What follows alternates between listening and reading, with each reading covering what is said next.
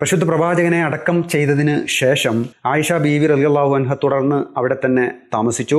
ഏതാണ്ട് 2 വർഷങ്ങൾക്ക് ശേഷം AD 634 ആയിഷ ബീവിയുടെ പിതാവും 1-ാം ഖലീഫയുമായിട്ടുള്ള അബൂബക്കർ സിദ്ദീഖ് റളിയല്ലാഹു അൻഹു വഫാത്തായപ്പോൾ പരിശുദ്ധ പ്രവാചകന്റെ തൊട്ടടുത്ത് തന്നെയാണ് ഖബറടക്കിയിട്ടുള്ളത്. തുടർന്ന് വരുന്ന ഒരു 10 വർഷക്കാലത്തോളം ആയിഷ ബീവി അവിടെ തന്നെ താമസിച്ചു.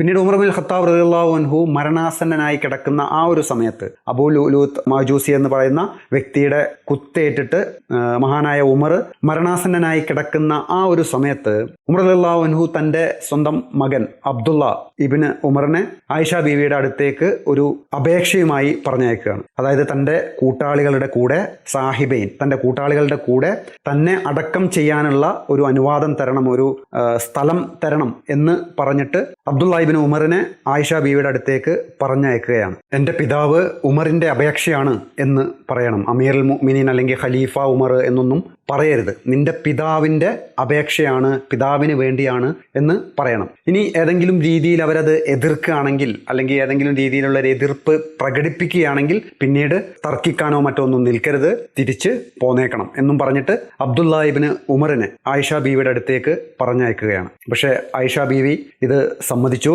അവർ പറഞ്ഞു, ആ ഒരു സ്ഥലം ഞാൻ എനിക്ക് വേണ്ടി കരുതി വെച്ചിട്ടുള്ളതായിരുന്നു.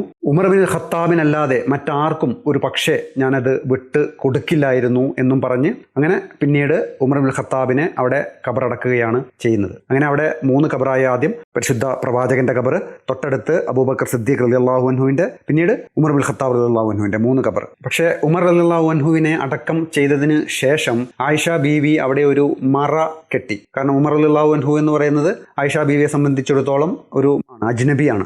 ആദ്യത്തേത് ഭർത്താവും രണ്ടാമത്തേത് പിതാവുമാണ്. ഉമറാണ് പുറത്തുനിന്നുള്ള ഒരാൾ. അതുകൊണ്ടായിരിക്കണം അവിടെ ഒരു മറ കെട്ടിയുണ്ടാക്കി. എന്നിട്ട് ബാക്കിയുള്ള ആ ഒരു ചെറിയ സ്ഥലത്ത് തുടർന്നും ആയിഷ ബീവി അവിടെ തന്നെ താമസിക്കുകയാണ് ചെയ്യുന്നത്.